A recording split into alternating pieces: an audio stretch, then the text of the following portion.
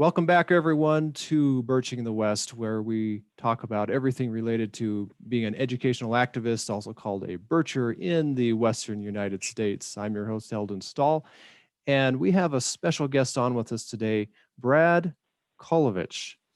And he is going to talk with us a little bit about how he went kind of on a unique life journey. Some of us may know people like this. They were in the past a liberal or progressive or socialist or whatever you want to call it, kind of left leaning. And then, sometimes they turn out to be, whether it's a Bircher or a conservative, constitutionalist, libertarian, a freedom loving person. Uh, so it's really neat to have somebody like Brad on, because I know a lot of us know folks that we'd like to reach out to in a more effective way, and maybe just understand their story. So, Brad, thank you so much for being on. I'm glad we at least hear your voice.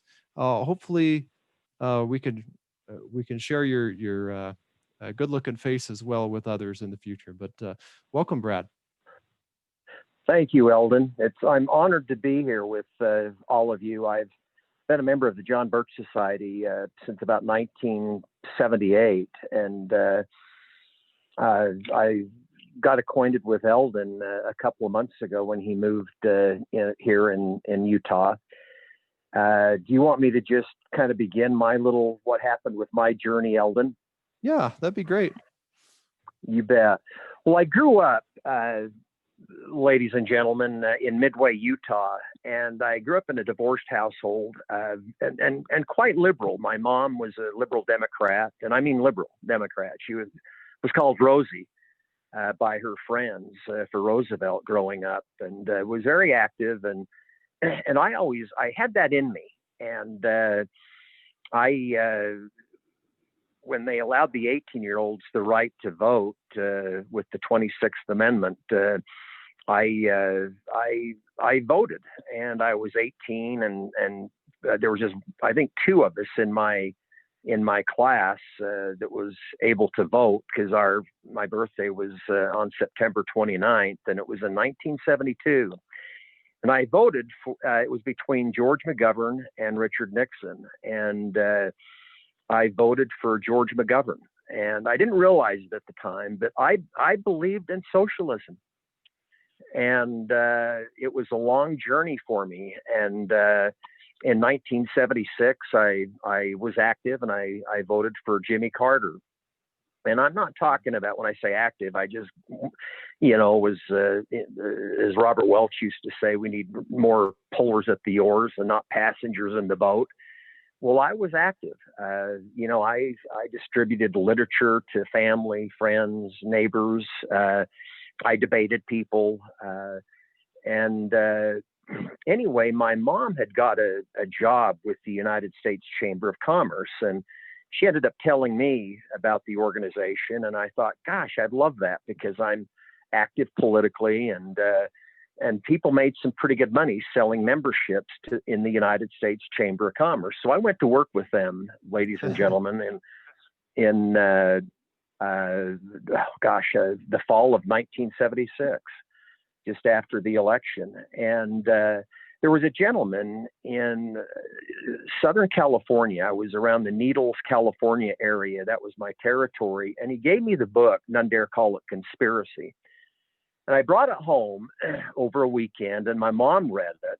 And immediately, she called the John Birch Society, and our state coordinator at the time, Bob Crowley, came up, and she joined immediately. It took me a while, and I continued to call her a Bircher, and then finally, I left the Chamber of Commerce and found an organization called National Write Your Congressman, a nonpartisan, non-political organization, and of course got a lot of information and ran into some John Birch Society members working with National Write Your Congressman. And I also got a religious bug at the time. Ezra Taft Benson, who was president of the Church of Jesus Christ of Latter-day Saints, at the time, he was president of the Council of the 12 Apostles. Well, he had a home not far from where I lived. and you always knew he was there because he would fly his flag. And so, I'd read again the None Dare Call It Conspiracy, and I could never understand or wrap my mind around people of wealth like the Rockefellers and people that made money through freedom, free enterprise, why they would believe in world government and socialism. I just couldn't wrap my mind around it. So I saw Ezra Taft Benson out in his yard, and I boldly stopped by and introduced myself, and he invited me into his home and introduced me to his wife, Flora.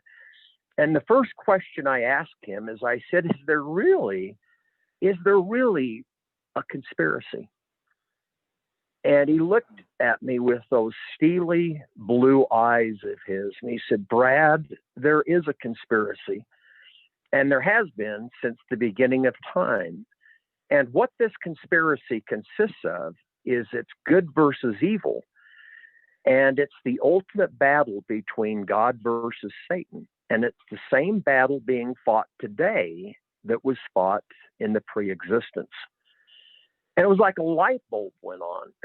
And to you perhaps non-LDS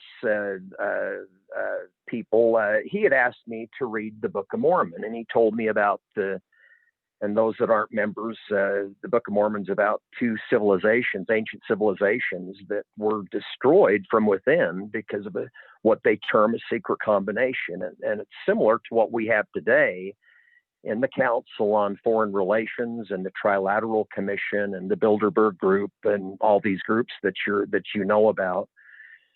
Well, anyway, he gave me some information to read, and shortly after that, I joined the John Birch Society, and literally joining the John Birch Society changed my life. It made me, when I got married, a better husband, a much better father, a religious man, to where my three great loyalties are to my God, family, and country. And I live those principles. My passion. I never understood growing up. People that played music and, or writers, artists, the passion that they have. And I realized many, many years ago that this was my passion, was to save our country. And with all my heart, I have done that since I became a member of the John Birch Society. It made me the top salesperson in National Write Your Congressman. It gave me the courage, the strength, the knowledge to persevere. I've been in all 50 states talking with people about freedom and the importance of getting involved. I spent many years in Washington, D.C., in the halls of Congress, speaking with members of Congress, and a lot of disappointment because a lot of them are there. They're ignorant to what they swear an oath to do, to uphold and defend the Constitution of the United States, and that's basically my story. But I've always tried to do whatever the John Birch Society has encouraged our members to do. The envelope stickers, when I pay a bill, of course, now you do a lot of it online, but there's still, you still have stamps and you send stuff in the mail. I have envelope stickers. I was going to show you if my Zoom would have been working, but, that I put on every envelope. I've done that for years.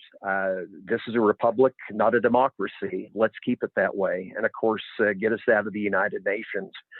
I also always, when I send out a payment, I include one of the brochures the John Birch Society has, whether it's Help Keep America, what it was intended to be, and many others.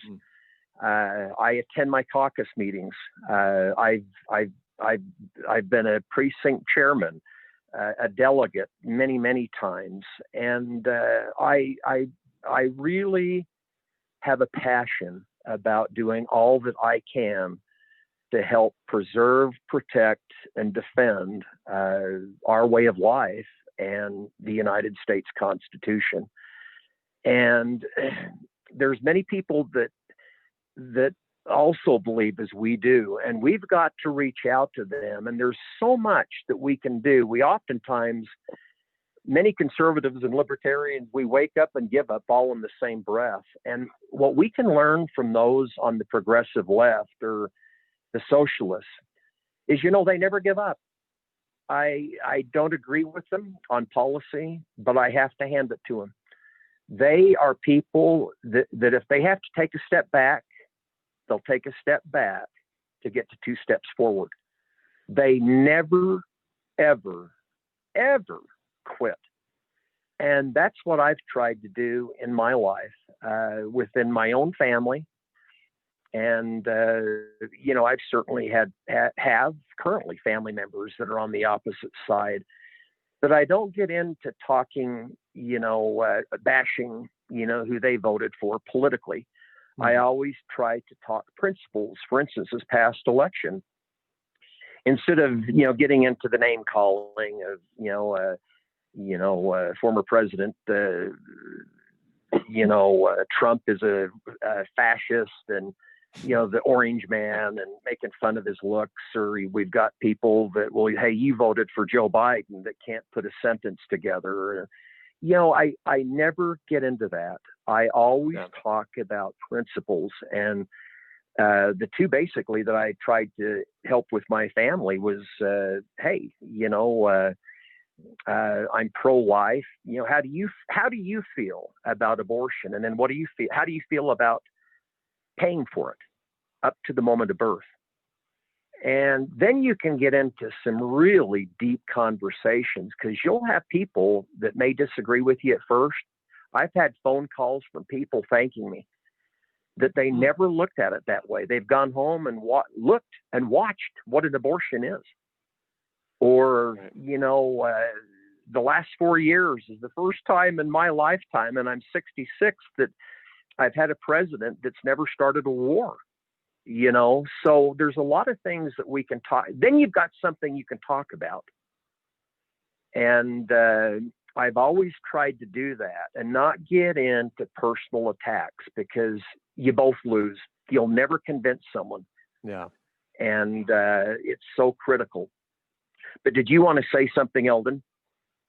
Well, I guess I was kind of curious that you said you went from, I guess, maybe your first exposure to these maybe new ideas was reading the None Dare Call It Conspiracy. Is that right? Uh-huh. Yeah, it was by Gary Allen. Yep. And then, of course, after that, let me tell you, everyone, whenever the John Birch Society publishes a book, I'm one of the first ones to buy it.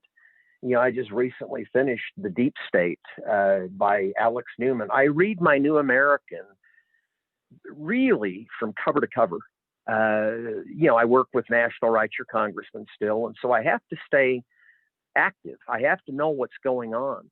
But I don't spend my day or nights watching cable news. It can destroy you. I just see so many people discouraged by watching. And so I try to keep up on, the New American, the Birch Log, the John Birch Society Bulletin that comes out monthly, their daily briefings that I get. And literally everyone, I know how important it is to write your congressman. Being back there and being active and spending time with men and women from both political parties, those action alerts that the John Birch Society puts out, I'll bet you in my life, since I've been a member of the John Birch Society, there's not a month that I have not written my elected officials or called them to let them know how me and my wife feel about an issue. In fact, I had a congressional office tell me, ladies and gentlemen, that for every one person that writes their elected officials, it represents approximately 100 to 150 people that think like you or I do, but don't write. So it's like Robert Welch used to say, being informed is one thing, and we need to be informed. But no one wants to be the best informed person in a concentration camp. Meaning, we've got to communicate with our local, state, and federal officials. And the JBS, for no money, allows us to do just that. And I hope each and every one of you are doing that. It's absolutely vital and critical. Knowledge, again, is so important that, again, having that knowledge and then using it and communicating with our elected officials is the key. Yeah, that's definitely the case. A lot of people don't realize that. I kind of remember coming to, I don't know if you say it, just a realization over time as being an activist that I kept seeing the same faces. And so then I realized that, wow, being involved more than just voting multiplies so greatly your influence over what happens in the public sphere. Maybe you found that Indeed. yourself. Yeah. Oh, yeah. In fact, when you get, getting back there like I have, I cannot tell you the number of issues that have been passed or defeated by simply just a few votes, sometimes one vote, And one thing that we need to remember, because I have a lot of friends that are, I live in Utah and it's a conservative state. I know Mike Lee, and of course we've got Mr. Romney, that is the other senator that a lot of people are very disappointed with. And, that you want to be respectful to people when you're communicating with them. That is so important. It's easy to fly off the cuff, and nowadays we've got such a division in this country, and we need to learn how to communicate and to talk to people. And there's some people that you'll never get through. I thought when I first found out about the freedom formula and philosophy, I thought everyone would be just as excited as Brad Colovich. Man, I went out and I talked to my family, my friends, my neighbors. And man, I wanted to share. And I realized that, what? Most people couldn't care less. But, that's the way it's been throughout history. It's not the majority. It's the organized few. And we need to remember that. The organized, though they be few, will always out-defeat the many who are unorganized and lack plans and dedication. Yeah, very, very true. Very good to point out that a lot of times we feel like we have to get everybody involved, right? And just grab them by the lapel and say, don't you understand? Don't you see? And some of them don't want to necessarily. That's right. And timing is everything. Right. My gosh, my sister, she's non-political, but she's knowledgeable, she's active, she loves this type of thing. She wouldn't ever be, out in the forefront leading the battalion or that type of thing. But her and her husband, she kind of paid attention to my mother and me and our conservative, libertarian, constitutionalist perspective. And my brother-in-law, he was a union man, very liberal. And it took years, but he never called us names. We never called him names. We loved him. He was a good husband. He is a good husband, a wonderful father, wonderful grandfather. And wouldn't you know it, it took 20 years. And he's as conservative as I am. We'll talk, and I'm just blown away at what the little that we have fed him, just a little bit at a time, where he's finally come around and realized that, like I did, I mean, it kind of hurt my feelings when I realized that, hey, you know, Hubert Humphrey and Ted Kennedy, who I met and got to know, Mm. were not my best friends. I mean, as far as Yeah. in a political sphere, they're fun people to visit and talk with, and you know, but their philosophy of government is the antithesis of what I believe in today. Mm-hmm. But yet there's more and more of us. Look at this last election, how many conservatives and a lot of conservative women that were elected to the House of Representatives. And I know with all the news with the impeachment, and I mean, hey, elections have consequences. That's why, you know, I do all that I can, what little, you know, I mean, it's a little bit at a time. But if there were more of us doing just these little things like passing out a pamphlet at a parade, putting in the envelope when we pay a bill, you know, a friend stops by and you just hand them Ezra Taft Benson's Proper Role of Government or one of the pamphlets that the John Birch Society has. You don't have to say anything other than, hey, read this. What do you think about that? You know? And you'll gain friends and influence people that will surprise you. You know, I've always kind of looked at it like Americans, almost without exception, know that our country is marching towards full-blown socialism. You know, America's founders knew full well the dangers of such a system long before it was called socialism. And they took great care to make certain that our America was a constitutional republic, limiting the powers of government. Unfortunately, ladies and gentlemen, today we have leaders that are elected by the American people that are pushing America further toward a democracy and away from the constitutional limitations on government that our founders gave us.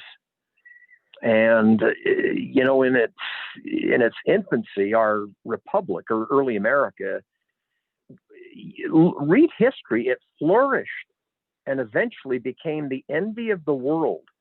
I always remind people, you think things are bad here in America. If you really want to know what people think, you know, watch what they do with their feet. I mean, there's very few Americans that leave America to go to another country. And yet there are still, with all the problems we have, there are still millions of people. If you watch the news in the last couple of nights, you saw people from Central America. They're coming up through Mexico to reach our border to get to America.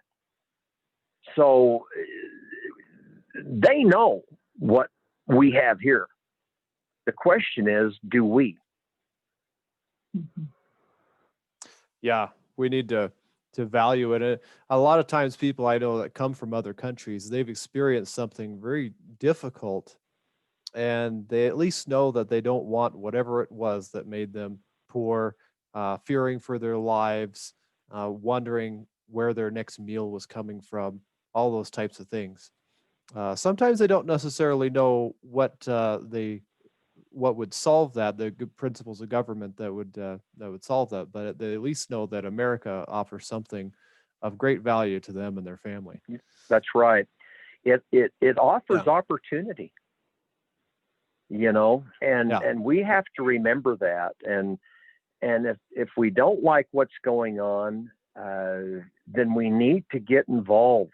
And I would encourage each of us, and I've done it. I've spent money on political campaigns, and you send 100 here, before you know it, you're on every Tom, Dick, and Harry's mail list. And I'm not saying that's wrong. Right. That's the beauty of freedom. You know, I have the choice, you know, to put money, you know, to those political candidates. But we're wasting time if we think that the Republican Party or the Democratic Party or Libertarian or the Constitution Party is going to save this country. It's not. I mean, what's going to save this country is an informed electorate. And because an informed electorate will influence their community to help vote for people that know what the proper role of government is. That's where it has to start. That's why when the JBS appeals voluntarily for money, I always try to help. And Eldon, I want to thank you for stepping up to the plate and encouraging our members to put some money to help, have a John Birch Society billboard there. I don't know if we've decided where it's going to be, okay. but in Salt Lake City. But I would encourage all of you to send a check, whatever you can do, $5, $100, $500, whatever you feel comfortable with.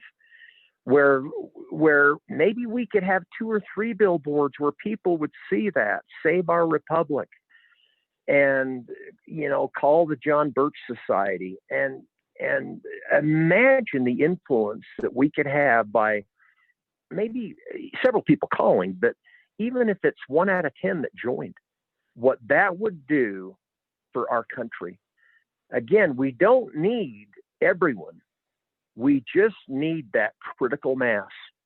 I was reading something the other day, how, critically important it is to, like literally never give up. And a lot of it really is we need to get to that point. And I don't know what point it is. I think we're almost there, quite frankly, more people voted in this last election than at any time in history. And I think even as a percentage of the population, and maybe that might be off a little bit when we are during the founding era. But, there's so many people that do care, and, we're not going to maybe we won't get the millions, but if we could just get that organized few, like again, Robert Welch used to say, we need more pullers at the oars, not passengers in the boat, because, a lot of these organizations and, money for political candidates, it goes there and stops there. It really doesn't go to fight what we need to fight. And we need to educate the electorate. So therefore they will vote for constitutionalists, and regardless of party, that will do what they can to get back to the principles envisioned by our founding fathers in the Declaration of Independence and the United States Constitution.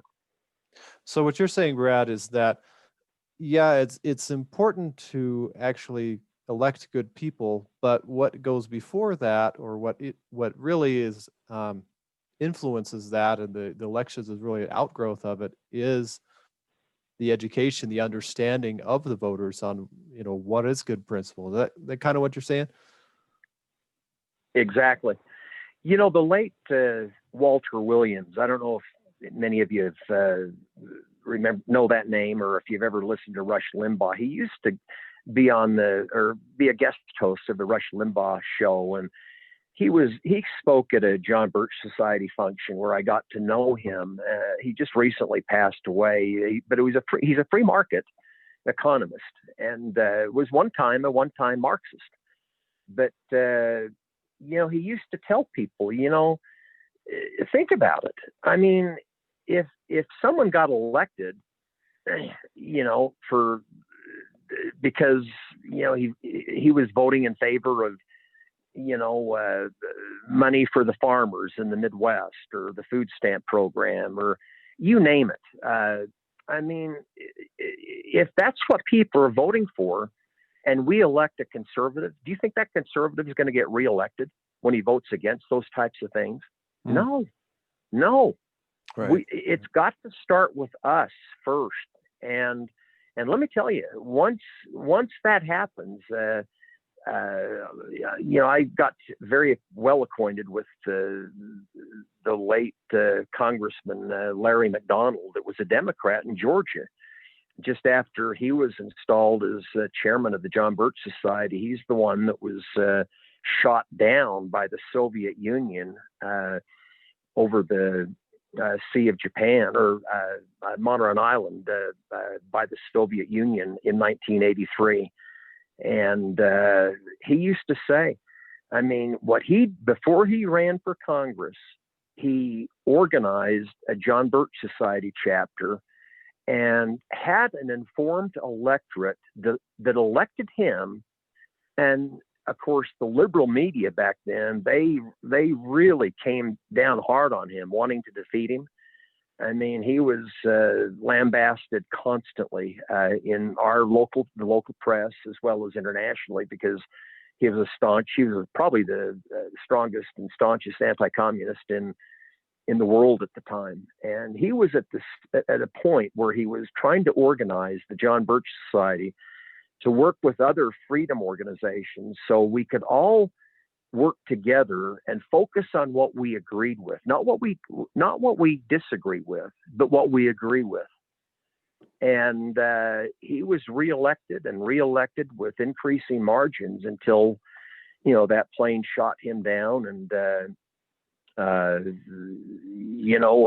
but that's how we're going to turn this country around, is by informing ourselves and then seeking after good, honest, and wise men and women for public office, and then helping them locally get elected. And that's literally running for a delegate, regardless of what party you belong to. Go to your precinct meetings, run as a delegate, take some friends with you, have them vote for you. And then you'll have members of Congress that'll come to your home. They'll want to meet with you because you're the one that's going to decide who's going to be the Republican nominee in November, whether it's for Congress or the Senate. And it's exciting. They come to you. Yeah, I remember. Let me tell you, if you help them get elected, they'll never forget you. I remember doing that in North Dakota. I became a delegate. I went to Fargo, I think, when I lived there. And for years and years after, of course, I got calls from, the guys that are running for state attorney general and all these different offices, right, that were going to be decided at the convention. But the other thing was, for years and years, I would get a Christmas card from John Hoeven. I think he's in the Senate now. He was governor. And I moved around all over. He still was sending me Christmas cards. So they really pay attention. You definitely got on a list when you become a delegate. Well, you help them get elected. They I don't know if I voted for him, but yeah. Well, and if you don't, they still have a respect for you because they know that you influence local politics. Right. Yep. Very, very true. They definitely need your help, so they're reaching out to you. So I was we get into I was just going to say, Eldon, before we get into any questions that I'm happy to answer, it's easy to give up. Conservatives were very hard to organize because we're fiercely, and I mean fiercely, independent. Really, you think about it, a lot of small businessmen and women, it's like, let me sink, swim, live or die, but government, leave me the hell alone. Yeah.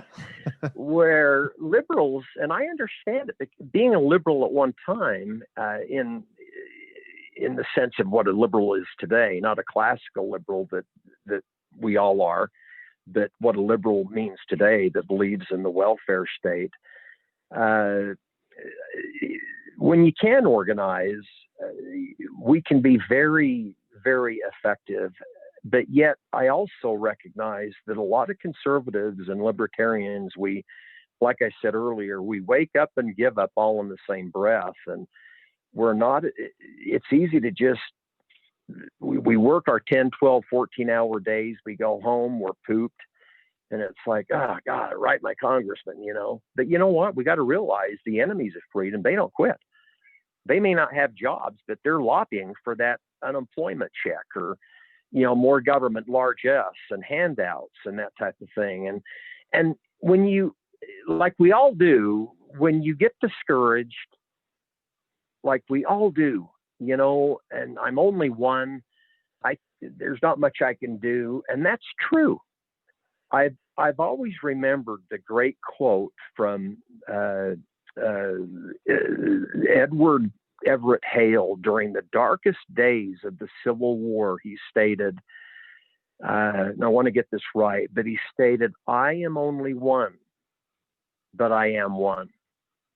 I cannot do everything, but I can do something. What I can do, I ought to do.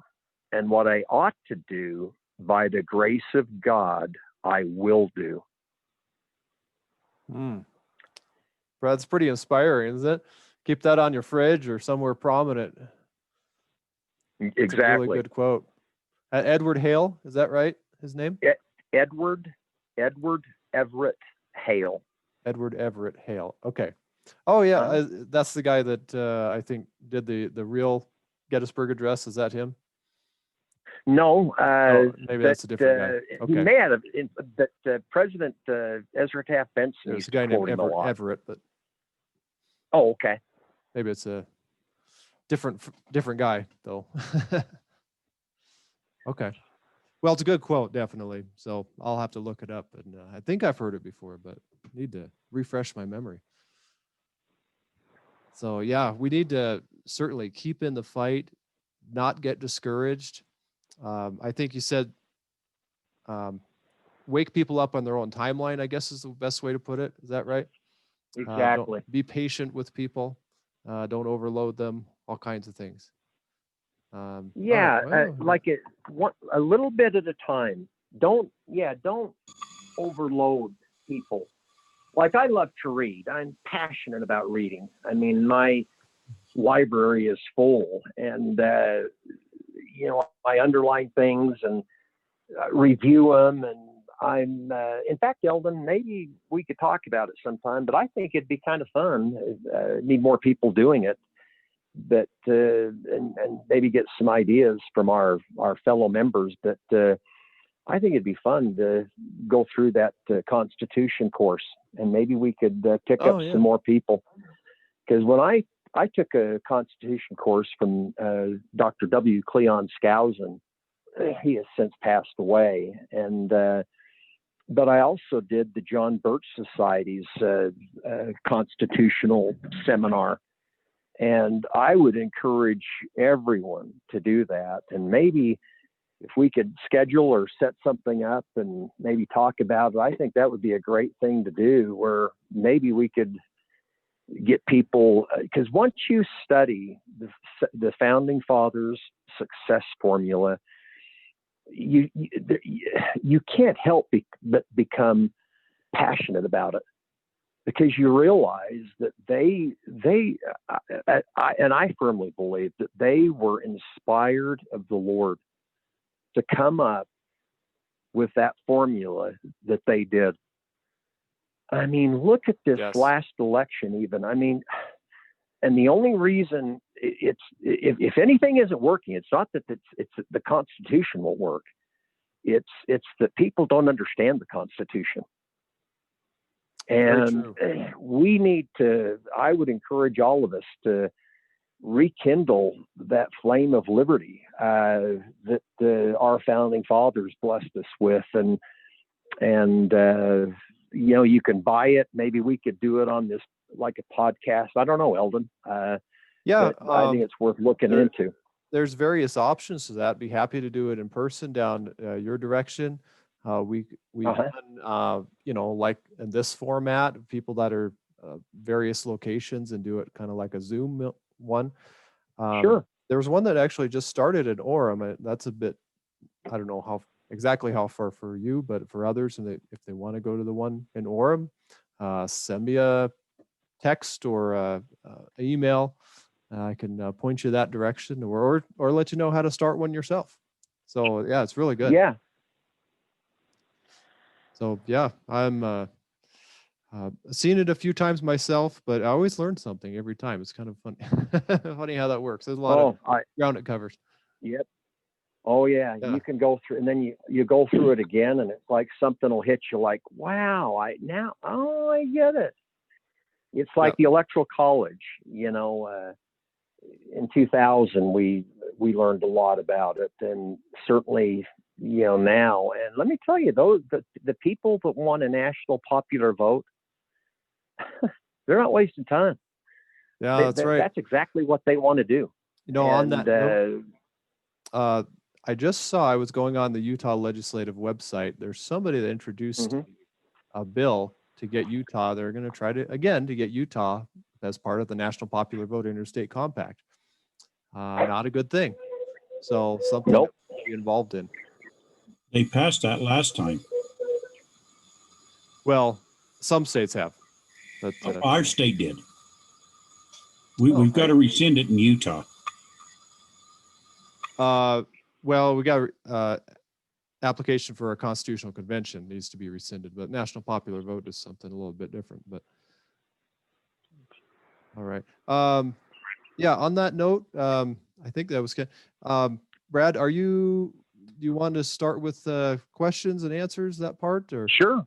Okay. You bet. Hey, whatever you'd like me to do, I'm happy to do it, Eldon. I love the John Birch Society, and I especially have a special kindred and feeling towards people that feel the same way and love our country, love their God, family, and country. And I think we need to, like Ben Franklin said, we need to all, stand together. How was that? We need to all stand together, or most assuredly we shall all stand or die separately. Yeah, something we'll hang like that. separately. Yep. Hang separately. Thank you. Yeah, good motivational thought there in a way. Different things that motivate us, but yeah, people are trying to target. Okay, well, same rules as last time. Get your questions ready for Mr. Brad Colovich. One at a time, please. Unmute your microphone, ask your question, and when you're done, please mute yourself. So, who's first here? If you could state your name and your question.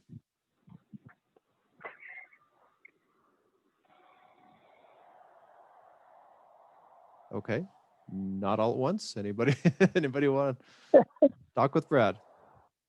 Answered all your questions. Huh? Oh, there we go. Yeah, don't hurt my feelings. Let's hear some stuff, huh? Yeah. If you think Brad's just all wrong, you could tell him this is your opportunity. You'll never know how many people that have said no to me. I'm sorry, I didn't mean to interrupt you. I think someone came on. Yeah, speak up if you could. This is Lee Phipps from Brigham City. I wanted to know where you live, Brad. I live, Lisa, and it's nice to hear your voice, Lisa. I love Brigham City. I live in Midway, Utah, by Heber City, just south of Park City. Okay. So at one time you used to live up close to President Benson? Yeah, in fact, we raised our family in Sandy, and then after my mom passed away, we moved back and bought my sister out. So I live in my hometown, Midway, and it's still not too far from President Benson's home, since been torn down and a new development. But yeah, I only lived about probably about 3 or 4 blocks from him. And heck, we've got quite a few people. In fact, Elder Holland's just up the street. He's in our ward. And there's been and then President Nelson, Ezra Taft Benson told him about Midway, and he bought some property, and he's got a home 5 blocks from where I live, and he and Wendy come here and spend time with their family. So yeah, we feel blessed in this community. I know you had Elder Packard that was up in your neck of the woods and from Brigham City. Yeah.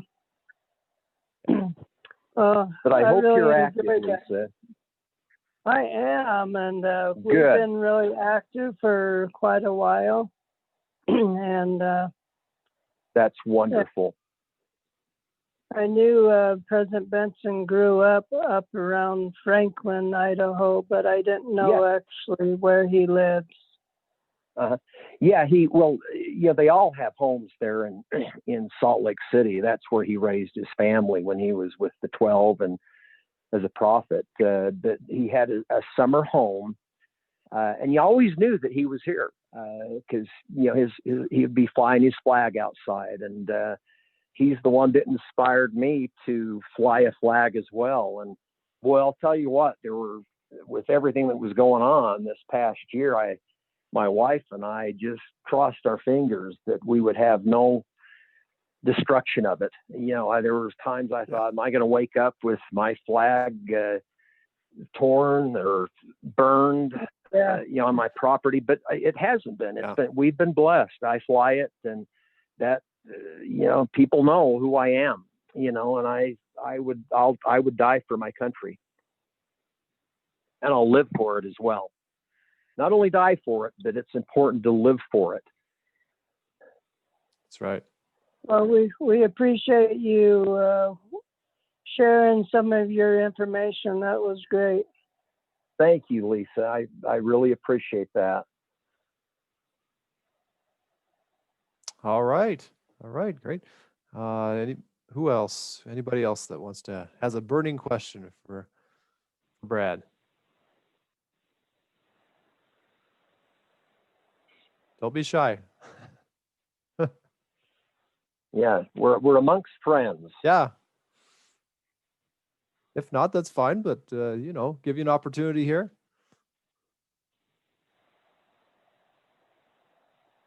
All right. Well, I guess we answered all the questions. That was pretty easy, huh? Yeah. If there's anyone else, please feel free. That's why we're doing these podcasts. And again, thank you, Eldon, for organizing it and doing this. I think it's important for all of us to rub shoulders together and speak together, talk together. It strengthens us. And just tonight, like tomorrow, I'll be doing fundraising for National Write Your Congressman, and just being on this call, it inspires me to know that there are other people that feel the same way and love their country and our country, and they want to help do what we can to rekindle that flame of liberty that men and women, our founders and their wives, gave their lives. Think about that. They gave their lives and fortunes and sacred honor. And if there's no questions, I kind of look back and I think, gosh, how blessed we are, to live in America still.